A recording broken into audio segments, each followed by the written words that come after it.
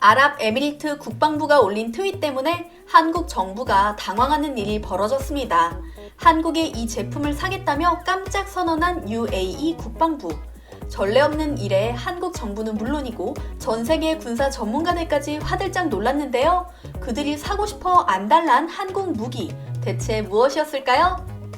어느 나라든 군사무기 도입 입찰은 매우 조심스럽게 진행됩니다. 공정성 확보를 위해 입찰 규모와 과정, 참여 업체 등은 언론에 공개되지만 중간에 어떤 일이 발생할지 모르니 우선 대상 협상자로 지정된 경우에도 계약이 완료되기 전까지는 대중에 공개하지 않는 것이 일반적인데요. UAE 국방부는 이런 절차를 건너뛰고 누구나 볼 수 있는 트위터에 한국의 중거리 대공 미사일 천공을 도입하겠다고 올려버린 것입니다. 그것도 아직 제대로 된 계약서조차 작성하지 않은 상태인데 말이죠. 게다가 한국 정부는 천공2를 포함해 각종 무기의 중동 국가 수출에 대해선 국내 언론 보도를 통제해왔는데요. 테러리스트 등 특정 국가의 적대 세력에 의한 교민 안전 문제가 우려될 뿐더러 좀 더 좋은 조건으로 협상을 이끌어내기 위해서였죠. 우리로서는 황당한 일이긴 하지만 계약 금액을 봤을 때 UAE는 무시할 수 있는 고객이 아닙니다. 계약 규모만 해도 무려 35억 달러, 즉 4조 1,370억 원으로 국내 방위산업 사상 역대 최대 규모의 수출이거든요. 사실 UAE의 돌발 행동의 배경에는 최근 심상치 않은 중동 정세가 작용한 것으로 보입니다. UAE는 한국과 전략적 동반자 관계를 유지하고 있는 거의 유일한 중동 국가입니다. 한국은 2009년 프랑스가 거의 수주하다시피 했던 UAE 원정 건설 계약을 막판에 따낸 바 있으며 UAE 요청으로 특전사 150명으로 구성된 아크부대가 UAE로 날아가 현지 특수부대를 교육한 사례도 있습니다. 한국의 특수부대에 감동한 UAE 왕실은 왕실 경호원들을 청와대 경호실로 파견 보내 훈련을 받게 했고요.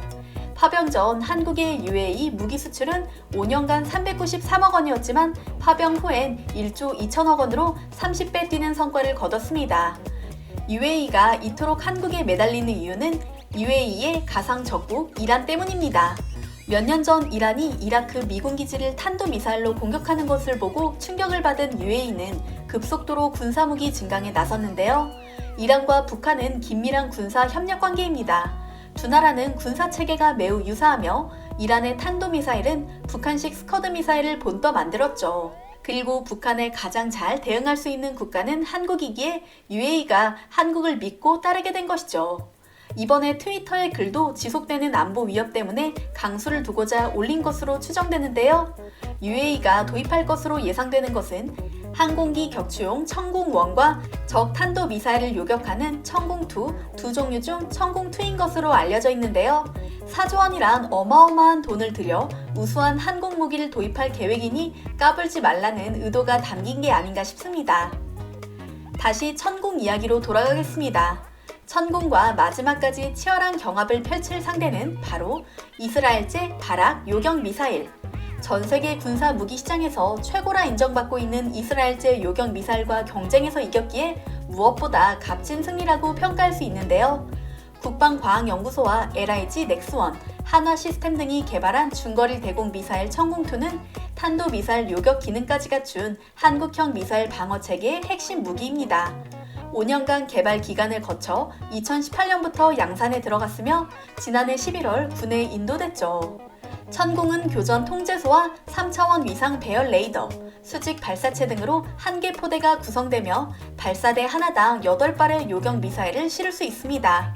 천공은 놀랄 정도의 명중률을 자랑하기 때문에 한국형 패트리엇이라는 별명이 붙어져 있는데요. 2017년 시험 발사에서 100% 명중률을 기록한 바 있습니다.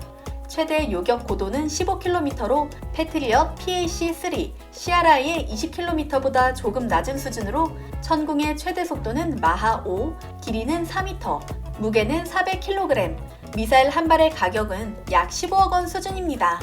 수직 발사대에서 콜드 론치 방식으로 발사돼 미사일이 수직으로 솟구쳐 오른 뒤 방향을 급격히 틀어 적 탄도 미사일을 향해 날아가는 방식으로 요격합니다.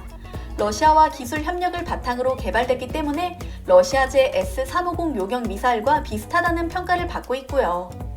1998년부터 국방과학연구소를 주축으로 개발에 돌입한 천공 프로젝트는 2011년 말이 되어서야 그 긴 여정이 끝났습니다. 1990년대 후반만 해도 중장거리 지대공 미사일을 개발한 나라는 미국, 러시아, 프랑스, 일본, 이스라엘이 전부였습니다. 복잡한 핵심 기술을 적용해야 하는 중장거리 지대공 미사일이었기에 당시 많은 이들이 한국이 지대공 미사일 개발에 실패할 것이라 예측했는데요. 10년 후 우리 손으로 개발한 천공이 한국군이 보유한 노후화된 호크와 나이키를 훌륭하게 대체한 것은 물론이고 해외에까지 중장거리 지대공 미사일을 수출하게 됐으니 참으로 자랑스러운 일입니다. 그런데 이처럼 경사스러운 소식이 미간을 찌푸리며 죄를 뿌리려는 사람들이 있습니다. 바로 일본인들이죠. 천공의 UAE 수출 소식이 일본 언론을 통해 전해지자 근거 없는 비아냥이 이어졌습니다. 옆 나라의 미사일을 사다니 UAE는 겁이 없군요. 옆 나라의 미사일은 어디로 날아갈지 모릅니다. 발사하면 자국에 떨어질 가능성이 클 겁니다. UAE는 돈이 모자란가? 신뢰할 수 없고 실적도 엄청난 미국이 아닌 한국에서 만든 무기를 구입하다니. 어차피 쓸 데가 없을 테니 성능보다 뇌물 목적인가? 뭐 좋지 않습니까? 자칭 선진국인 한국의 무기가 해외에 돌아다닌다는 것은 결국 일본의 군사력에 대적할 만한 나라가 없어진다는 것입니다. 한국이 개발한 무기 때문에 사고가 발생하고 그 때문에 신용을 잃게 된다면 그들은 다음에는 일본을 찾겠죠? 고인이나 부상자가 나오지 않도록 기도하고 있습니다. 와 같은 원색적인 비난이 가득한데요. 일본인들은 언제쯤 객관적인 자료를 찾아서 참고한 후 댓글을 쓸까요? 천공은 이미 수많은 시험 발사를 통해 정확도 100%를 입증해냈으며 작년에는 공군이 방공 유도탄 사격대회를 개최해 천공의 진가를 전 세계에 공개했기 때문입니다. 공군 행사를 통해 공개된 천공 발사 영상을 보여드리겠습니다. 적기로 가정한 무인 표적기가 발사되고 공습 경보가 울립니다. 장병들이 황급히 발사대로 뛰어가 사격 준비에 돌입했는데요. 처음에는 천궁 한 발이, 다음에는 두 발이 동시에 날아가는 장관에 가슴이 시원해집니다. 천궁 유도탄은 약 30km 거리에서 이동 중이던 각각의 표적기를 격추했다고 하는데요.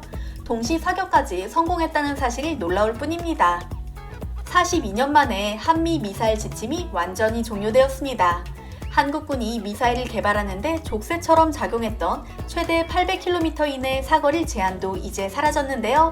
비로소 날개를 단 한국이 앞으로 1000에서 3000km 중거리 미사일을 비롯해 대륙간 탄도미사일 개발까지 박차를 가할 것은 당연한 일로 여겨집니다. 사거리 1000km 탄도미사일은 북한 전역과 중국, 베이징, 일본 도쿄 등이 사정권에 포함되며 사거리 2000km 이상이면 일본과 중국 내륙까지 도달할 수 있죠. 세계 최대급 탄도 중량을 자랑하는 괴물미사일, 현무포 개발까지 성공한 한국이 또 어떤 괴물미사일을 만들어낼지 사뭇 궁금한 시점입니다. 앞으로 전 세계 군사무기 시장에서 본격적으로 펼쳐질 한국의 눈부신 활약도 더욱 기대되고요.